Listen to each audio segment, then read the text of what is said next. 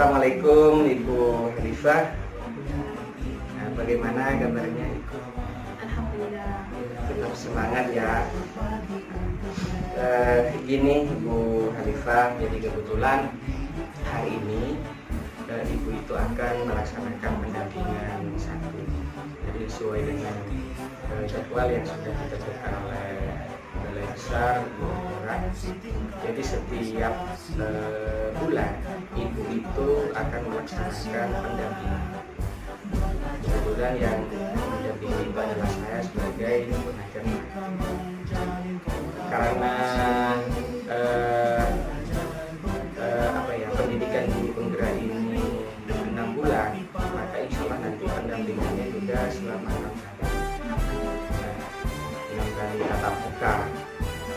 Jadi kalau kalau fasilitator dan instruktur itu angkatan udaranya, saya angkatan daratnya untuk menemani Ibu dalam pendidikan guru penggerak. Jadi pendampingan ini selambat-lambatnya itu dilaksanakan sebelum lokakarya. Jadi hari Minggu itu kan Ibu itu kan sudah akan melaksanakan lokakarya. Nah, Bu Khalifah, jadi di pendampingan satu ini ada 4 poin fokus perbincangan kita, fokus diskusi kita. Jadi yang pertama kita akan mendiskusikan bagaimana pengalaman Ibu itu selama belajar daring bersama fasilitator dan instruktur, mulai dari ilmu yang siapa, terus tantangannya seperti apa, Ibu itu selama belajar daring itu permasalahannya apa. Jadi nanti kita akan berbicara. Terus yang kedua terkait dengan perubahan kelas, praktek-praktek baik yang sudah dilakukan oleh Bu Khalifah sebagai hasil belajarnya selama 1 bulan ini. Khususnya itu terkait dengan prinsip-prinsip pemikiran dihajar dewasa. Jadi pendidikan yang berpihak pada anak sesuai kebentalan dan kebersamaan juga. Jadi kita akan bicara. Terus yang ketiga ini masalah kepemilikan. Terus yang keempat ini berkaitan dengan modul 1.2 yaitu nilai-nilai guru penggerak itu. Jadi di loka orientasi Bu Khalifah itu kan ada materi peta posisi diri. Jadi peta posisi diri itu akan mempermudah kita untuk melakukan sebuah perubahan. Jadi di modul 1.2 itu Ibu itu kan sudah belajar dengan fasilitator tentang nilai-nilai guru penggerak. Jadi nilai-nilai guru penggerak itu kan ada apa saja? Ada mandiri, ya, ada kolaboratif, inovatif, ya, reflektif. Nah itu. Nah jadi di selama Ibu belajar daring kemarin kan sudah bisa menentukan, oh nilai ini yang sudah saya miliki, nilai ini yang perlu saya tingkatkan, oh nilai ini ternyata masih belum saya miliki.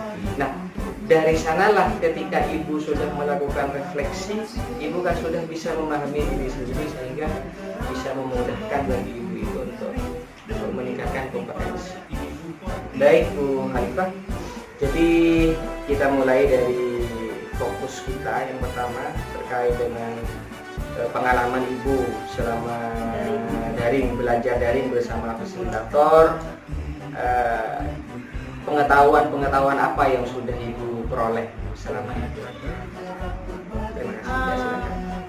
Kalau pertama daring karena berapa kali melakukan daring ya khawatirnya Pak itu waktu dulu PPG itu udah ketemunya sama dosen yang agak keras caranya.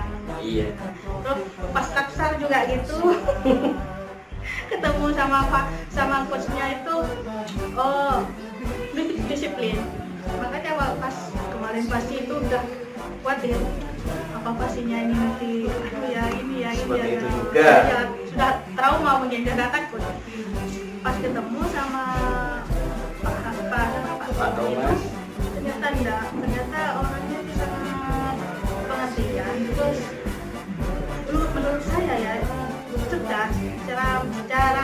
penyampaiannya itu masuk dia caranya mengomentari itu memang pas gitu dah, enak nyaman. Saya merasa nyaman pas melakukan daring itu, ingin mengutarakan apa itu kayaknya tidak ada. Jadi saya gini, kalau saatnya saya ke murid itu biar nyaman ya, jangan terlalu keras ngomongnya biar anak-anak biar nggak takut juga kenapa saya begini, kenapa saya begitu, ini saya tidak paham. Jadi ada perubahan juga dari segi itu kan, anak-anak itu lebih memahami lah, karena saya pernah ada di posisi mereka. Dari selama ibu belajar dari selama 1 bulan ini, modul 1.1 dan modul 1.2, dan saat ini ibu sudah memasuki modul 1.3 ini. Nah, pelajaran apa yang ibu bisa ya pokoknya di modul 1.1 itu ibu sudah belajar tentang apa saja, dan di modul 1.2? Kalau modul 1.1 itu kan tentang filosofi Ki Hajar Dewantara. Saya itu salutnya di situ, memang ternyata pemikiran KHD itu memang bagus. Maksudnya kenapa baru diterapkan sekarang, kok tidak dulunya? Kenapa kita harus pakai metode dari barat, dari ini, dari itu? Padahal di sini Ki Hajar Dewantara saja itu pemikirannya fleksibel, sesuai dengan zaman, dan memang ini ya, memikirkan bakat anak, yang bakat anak, sama lebih memikirkan psikis anak, menurut saya begitu. Terus Ki Hajar juga tidak memaksakan kehendak, itu enaknya. Seharusnya ya memang kan seperti itu. Karena saya berkaca pengalaman saya sendiri pas dulu masih SD, saya sering begini. Guru saya itu tidak banyak ngasih materi ya, saya dibiarkan bermain materi yang dasar aja, anak-anak dibiarkan mengutarakan pendapat, jadi kasih pelajaran. Justru itu yang masuk. Sampai sekarang diingat pengalaman indahnya. Untuk 1.2, Bu? Kalau 1.2 itu kan kita nilai guru muda. Dari itu saya tahu refleksi diri ya, kalau saya memang kalau kolaboratif memang saya punya, tapi tidak sepenuhnya, karena saya lemah saat menyampaikan secara refleks gitu ya. Menata kalimat katanya itu yang bagaimana, jadi saya harus bagaimana dulu ini, apa saya harus maksudnya biar tahu ada batasannya ngomongnya, biar tidak ngalung-ngidul pas lagi pas lagi ini waktu melakukan penimbasan kan, karena saya dulu sering di KKT sini. Terus kalau di sini memang guru-gurunya alhamdulillah saling sharing masalah apa yang tidak enak, masalah ini, masalah ini. Artinya kolaboratifnya sudah ada. Sudah ada di situ. Yang kurang mungkin dari segi inovatifnya mungkin. Setelah itu kalau reflektif ya alhamdulillah. Ya mandiri ya. Kalau mandiri itu ya sejak mengikuti PPG awal itu memang benar-benar dikembangkan untuk mandiri. Nah, sejak itu udah terasa memang pentingnya guru itu harus menguasai TI sesuai dengan zaman, itu penting, dan agar bisa merubah metode pembelajaran yang tidak hanya klasikal ngomong gitu kan, biar tak bosan gurunya juga bosan. Oke, jadi untuk modul 1.2 itu ibu sudah belajar tentang nilai-nilai guru penggerak, dan kita akan membahas itu lebih detail lagi nanti di sesi terakhir. Nah, selain permasalahan yang dihadapi atau tantangan yang dihadapi selama ibu itu belajar dari itu, apa yang ibu rasakan? yang membuat ibu misalnya agak kesulitan, ngerasa ada tantangan atau ada masalah ketika belajar daring selama 1 bulan ini? Kalau masalahnya cuma dari eksternal ya, dari dia cuma sinyal biasa lah, sinyal itu dan waktu kadang, karena kalau misalnya jam saya itu masih pulang dari sini nyampe langsung gebuk-gebuk nggak bisa. Jadi makanya kemarin itu kan jam 5 cuma itu aja. Di sisi lain, selain ibu itu punya pekerjaan, punya kewajiban untuk belajar melalui LMS bersama fasilitator, tapi di sisi lain juga ibu itu mengajar. Apa yang sudah ibu kerjakan untuk agar pekerjaan ibu itu tidak tumpang tindih dan tertata dengan rapi? Sudahkah ibu melakukan mencari solusi atau jalan alternatif? Solusinya ini yang didahulukan saya dahulukan, yang bisa ditunda saya tunda dulu, tapi jangan tundanya ya jangan lama-lama. Kalau waktu ngajar saya memang tidak bisa pegang laptop, kalau kita HP karena sering bolak-balik kantor tidak bisa dia. Tapi untuk tatap maya bersama fasilitator itu kebanyakan pada saat ibu punya jam ngajar apa di luar itu? Di luar. Jam 1 kan. Jadi anggap jam 1 ke belakang ya Bu ya. Artinya untuk pertemuan tatap maya belajar dengan fasilitator dan instruktur itu artinya bukan pas pada jam-jam KBM ya. Baik, terima kasih Bu Khalifah, dan saya juga lihat ibu itu tugas-tugasnya, tagihan-tagihan yang ada di LMS itu saya lihat Bu Khalifah ini tidak ada di antara orang-orang yang teman-teman IKP yang lain yang mendapatkan lampu kuning atau peringatan dari Pak Thomas. Saya lihat. Terima kasih Bu Khalifah. Jadi saya berharap, saya memang betul-betul mengapresiasi semangatnya.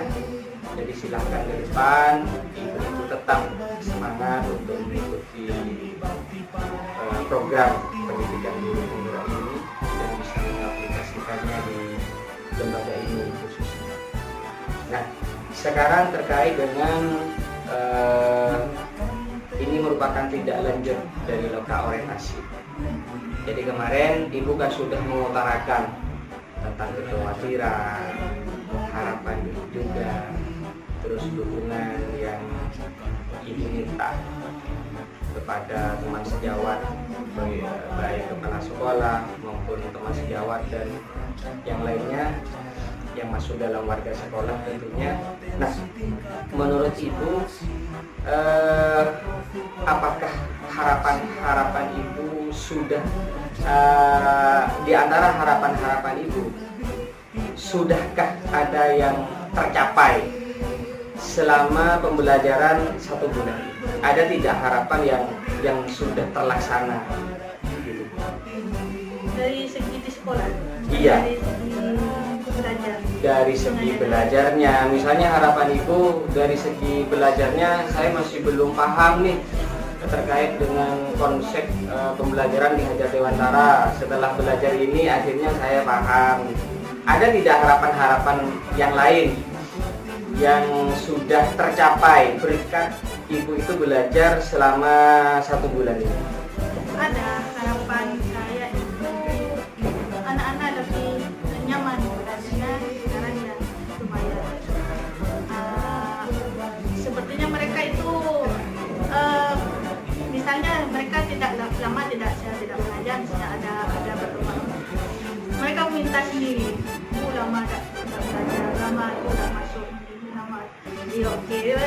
Biasanya ntar lagi dipanggil, ntar lagi ke sini, ayo masuk gitu. Sepertinya bosan tapi ya mainnya gitu ya, oh ya oke ayo masuk. Karena saya gini, awalnya kesepakatan kelas gitu. Ayo kesempatan kelas gimana tentang kebersihan, tentang peraturan kebetulan di kelas itu anak-anak yang buat sendiri. Ini Bu, kalau udah begini udah nyapu, disangsi Bu, uang Bu, ya sudah bayar, pegang sendiri uangnya, gimana caranya. Saya memang mengajarkan anak biar mandiri, dan saya juga ingin anak-anak juga menguasai TI. Alhamdulillah di sini kan mendapat bantuan kerubuk, jadi saya bisa gunakan itu untuk anak-anak. Biasanya kan anak sini kalau Jumat Sabtu itu sedikit yang masuk, jarang masuk. Jadi saya akali kalau Jumat itu kan P5, saya P5. Jadi ada praktek, semuanya praktek, tidak ada pelajaran di situ. Ya entah itu keterampilan melipat, apa TIK, menonton video-video tentang Indonesia, tentang apa itu. Dan kemarin itu mencoba membuat media tanam sendiri di sini anak-anak. Jadi mereka senang dengan itu. Oke, baik. Cukup menarik ini Bu Hanifah. Jadi Ibu itu dengan belajar selama daring bersama fasilitator itu, Ibu itu memang sudah mulai dari hal-hal terkecil menerapkan apa-apa yang menjadi pemikiran Ki Hajar Dewantara selama ini, melalui pembelajaran yang lebih berpihak kepada anak. Terus aturan-aturan juga dibuat sebuah kesepakatan, lebih ke kesepakatan. Terus pembelajaran yang inovatif. Oke. Nah, ada tidak kekhawatiran yang dirasakan oleh Ibu yang sampai saat ini itu masih terngiang-ngiang, masih Ibu itu masih cukup risau menghadapi itu? Apa kekhawatiran kira-kira? Misalnya di sekolah ini? Iya, di sekolah ini. Kalau di sekolah ini kekhawatirannya ya lebih ke, karena di sini tidak ada kepala sekolah, takutnya katanya kepala sekolahnya tidak sesuai. Ya, tapi karena awal-awal ini ikut bergerak ini kan karena kejewaan, sudah tahu ya, jadi rahasia umum. Tidak semua kepala sekolah itu memikirkan sekolah. Ya, dari itu, kecewanya dari itu. Jadi saya gini, kalau semua kepala sekolah banyak yang seperti ini, menjadi apa? Selama ini di sini tuh kan masih PLT, Ya. masih PLT. Bagaimana dukungan PLT, ya kepala PLT itu terhadap Ibu selama Ibu itu melaksanakan program guru program? Alhamdulillah kalau PLT memang mendukung, justru yang yang memberikan motivasi untuk ikut. Kebetulan keluarga dari PLT dulu guru sini, tapi karena sudah diangkat jadi kepala sekolah, jadi pindah ke SD lain. Beliau yang memberi dukungan, ikut masih Jadi untuk anggaplah dari kepala sekolah yang statusnya masih PLT saat ini, Ibu itu sudah cukup mendapatkan dukungan, motivasi, ya. Dari teman-teman guru? Iya. Jadi Ibu itu sudah mendapat dukungan penuh, gitu ya. Baik. Nah, selain Ibu itu melaksanakan praktik baik berupa kesepakatan kelas, itu praktik baik apa lagi yang Ibu lakukan sebagai aksi nyata dari Ibu itu belajar modul 1.1 dan 1.2? Praktik-praktik baik apa saja yang sudah Ibu lakukan? Kalau 1.1 itu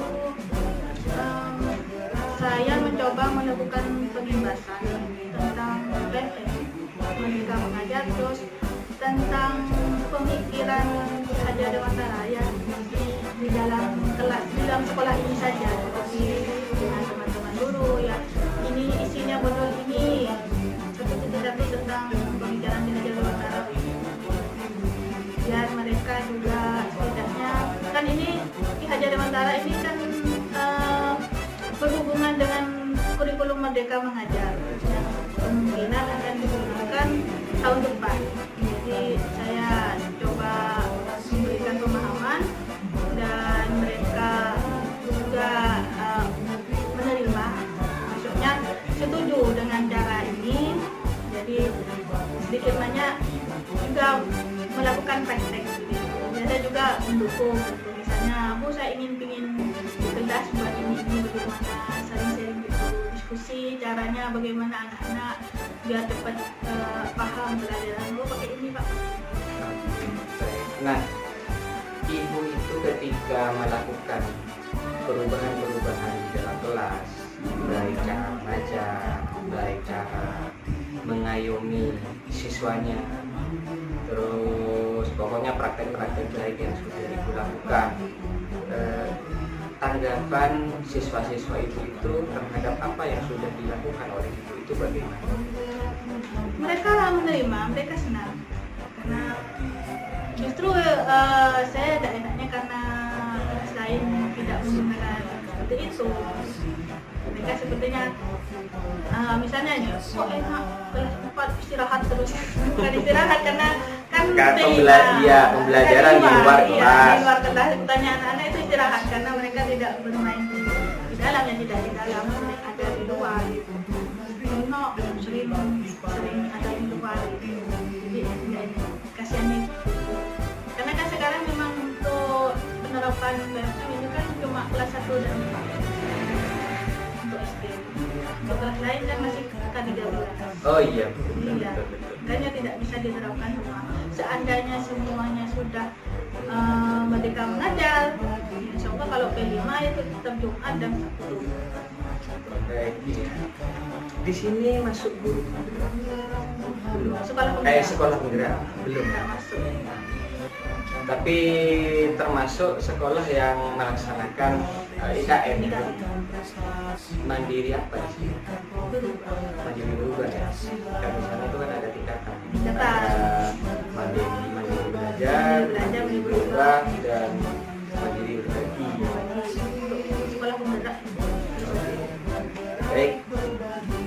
Ini tuh terkait dengan portofolio. Sampai di mana itu? Media apa? Platform apa yang ingin digunakan? Kalau saya, kalau paling pahamnya kan apa? Kan kalau slide yang di Google Form itu, saya masih kebingungan. Kemarin nyoba buat, nggak nututi waktunya, dirubah lagi ke Canva. Nah, caranya gabungnya itu masih belajar. Kalau video saya lebih suka visual. Oke. Jadi terkait dengan platform atau media yang akan digunakan itu sebetulnya bebas. Dan memang kebetulan pada saat langkah orientasi yang direkomendasikan oleh BPDP itu bebas. Tapi ternyata itu bebas.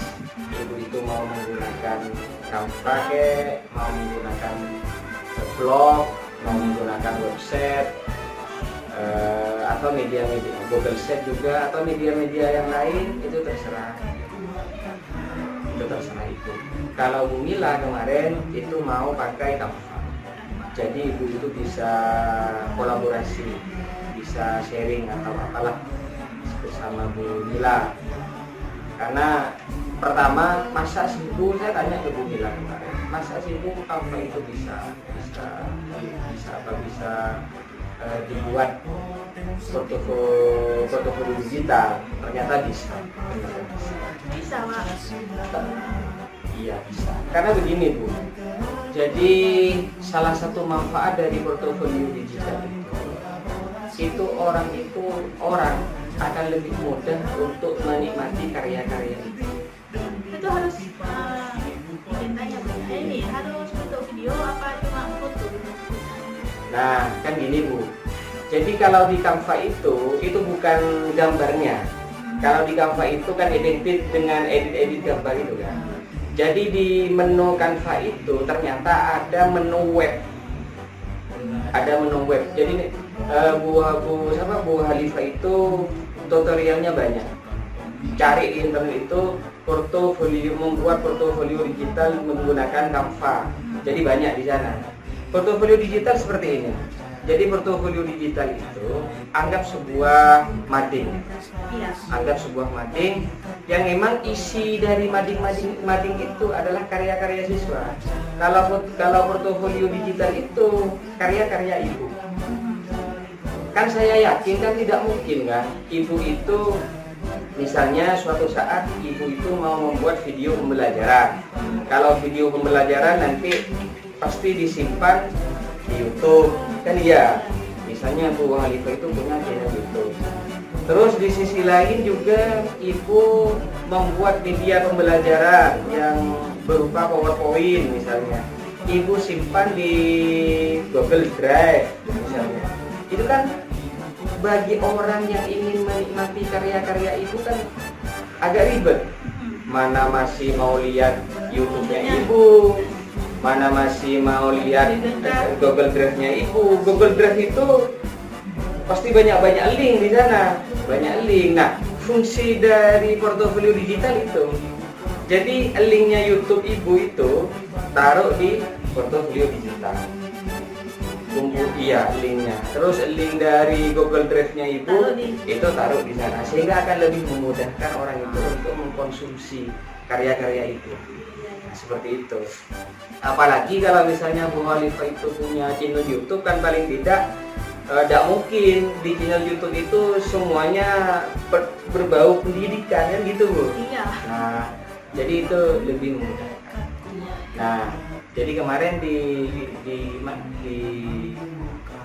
loka orientasi itu kan sudah dijelaskan bahwa portofolio digital itu yang wajib itu harus ada profil dan artefak. Profil, artefak. Profil ini berisi tentang identitas ibu, nama dan lain sebagainya, terus riwayat pendidikan. Kalau artefak itu tugas-tugas ibu atau karya-karya ibu aksi nyata yang berkaitan dengan pendidikan guru penggerak ini, ditaruh di sana. Atau misalnya begini, ibu itu melakukan aksi nyata, melakukan praktek-praktek baik sebagai hasil belajar dari setiap modul misalnya, itu ditaruh di sana, di artefak itu. Buktinya gitu. Buktinya. Bisa Kalau berupa foto dan video. bisa. Jadi Pak, harus kalau sudah saya upload di LMS Pak, kok masih mau ditaruh di portofolio digital? Nah, kembali ke yang tadi, kan hanya orang-orang tertentu yang bisa melihat karyanya ibu di LMS itu. Jadi kalau di LMS itu hanya memudahkan fasilitator untuk menilai karya-karya ibu. masih yang bisa. Jadi kalau ibu itu buat portofolio digital kan orang banyak bisa menikmati karya-karya ibu. Kan seperti itu. Nah, jadi yang pertama, ibu itu sudah ada ketentuan platform yang mau digunakan, Canva ya Bu. Ya. Kalau ibu masih belum cukup memahami terkait Canva, banyak kok tutorialnya di YouTube. Atau silakan ibu koordinasi dengan Bu Lila. Terus komponen-komponennya juga. Jadi mulai saat ini ibu itu sudah mulai membuat kerangka portofolio. Jadi kerangka portofolio digital ini seperti ini. Jadi Bu Halifa itu mulai saat ini seharusnya sudah mikir konten-konten apa yang akan saya masukkan di Misalnya itu portofolio ya, digital. hasil dari belajar 1.1. Iya. 1.1. Iya. Atau ibu itu itu yang di artefak. Yang di artefak. Contoh yang lain Pak, pokoknya yang berbau pendidikan misalnya, boleh ditaruh. Itu kan sudah saya share kan, contoh portofolio digital yang Google Sheet itu kan. Ya kalau bentuknya sama seperti itu. Iya. Hanya saja nanti platformnya ibu mau memakai Canva. Tapi kalau posisinya itu nanti terserah ibu. Ya. Terserah ibu mau pakai apa. Jadi mulai saat ini, misalnya ibu punya waktu luang, misalnya artinya tidak ada tagihan di LMS, saya berharap ibu itu sambil mengerjakan yang foto video ini. Dan kalau khusus itu pakai Google Sheet, dan khusus itu sudah mulai membuat menu-menunya. Ya pokoknya ibu itu koordinasi dengan teman-teman di tim yang lain. Nah, yang terakhir ini, jadi ini mengenai peta posisi diri. Ibu itu di modul 1.2, menurut ibu nilai yang sudah ada dalam diri ibu itu apa? Kolaboratif, mandiri, refleksif, mandiri, refleksif. inovatif. Nah, kompetensi yang perlu ditingkatkan, Kalau nilai yang perlu ada gitu. perlu ada, kalau semuanya perlu. Iya. Perlu inovatif gitu. Yang tidak ada itu kan inovatif, jadi itu yang saya ingin kembangkan juga. Kalau semuanya perlu, Pak, mandiri. Iya, betul. Reflektif harus itu. Kalau tidak reflektif tidak belajar.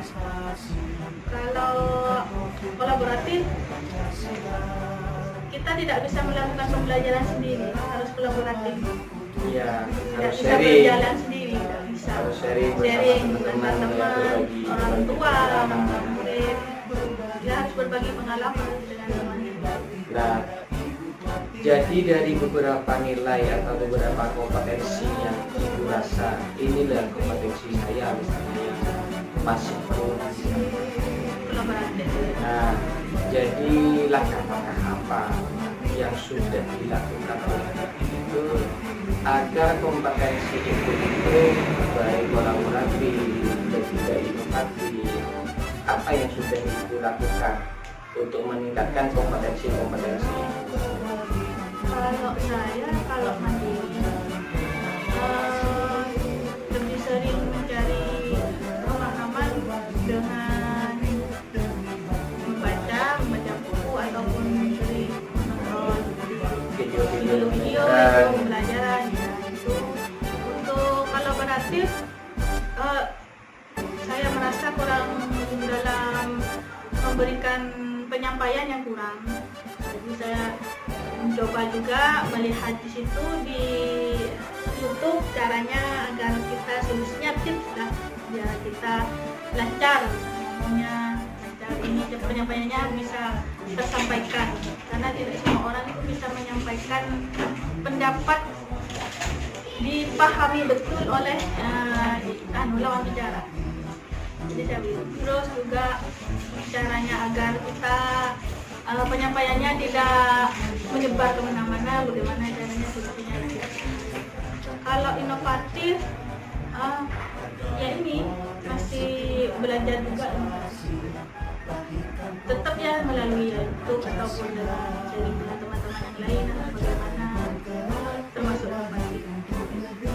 Yang mandiri di PMN itu kan ada belajar mandiri. Itu ibu sampai sudah modul berapa ya? Belajar kan kalau mandiri itu saya 1.3 itu kan kalau yang lain nggak bisa dibuka, Pak. Kalau di awal itu ya cuma baca itu. Enggak di platform. PMM. Iya, di PMM. Kalau PMM itu topiknya, saya kalau topik. Kalau ada 6, topik 6 apa 7 itu. Karena saya gini, topiknya saya baca dulu, selesaikan, baru saya menyelesaikan aksi nyata. Terkait dengan nilai inovatif, ya pokoknya kolaborasi dan ya pokoknya inovatif lah. Nah, ibu itu pernah tidak sebagai tindak lanjut untuk meningkatkan kompetensi ibu itu ikut webinar atau apalah, aktif di mana, apa istilahnya kalau SD itu, ya workshop, apa istilahnya kalau musyawarah NGMP, KKG ya?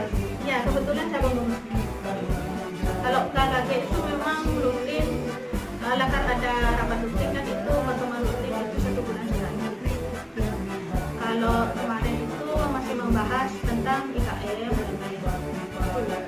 Untuk webinar saya lebih nyaman mengikuti webinar yang ada di SIMPKB itu, karena di situ kita tidak terikat waktu pengerjaan, tidak harus ikut webinar jam sekian, tapi kita bisa memilih kapan kita waktu senggang belajar tentang apa ya, webinar tertentu lah. Seperti SIMPKB itu saya sudah mengikuti untuk literasi dan numerasi dan juga karena sudah ada sertifikatnya. Sekarang belum ada lagi di SIMPKB, makanya saya tidak buka lagi itu tentang berbagi di SIMPKB. Baik, itu terima kasih Bu Halifah, cukup luar biasa dari apa yang disampaikan oleh Ibu. Apakah ada permasalahan lain? Jadi terkait dengan pendidikan guru penggerak itu ada untuk sementara. Masih bisa berbagi waktu, masih bisa. Terkait dengan tugas-tugas yang diberikan oleh fasilitator kepada Ibu, ada tidak permasalahan? Ada sih. Permasalahannya kita itu memang paling banyak kalau saya hanya waktu. Pak Masil itu kan mintanya terkadang harus buat video, gambar. Sudah, kalau saya memang sudah terbiasa waktu dulu UPG itu kan dari full dari, jadi sudah biasa. Baik, jadi dari segi penugasan atau dalam bentuk tugas yang ditagih oleh fasilitator itu untuk sementara tidak ada masalah. Untuk sementara tidak ada masalah. Baik, terima kasih Bu Halifah. Jadi ini merupakan pendampingan kita. Ya, saya cuman tetap berharap ilmu-ilmu yang sudah Ibu miliki, jadi eman-eman Ibu itu mengikuti kegiatan guru penggerak ini ya eman-eman lah, juga kalau tidak ada hasil. Jadi saya berharap Ibu itu bisa betul-betul menerapkan teori maupun praktek yang sudah Ibu pelajari selama pendidikan. Terima kasih Bu Halifah, saya akhiri. Terima kasih waktunya. Saya akhiri. Assalamualaikum warahmatullahi wabarakatuh.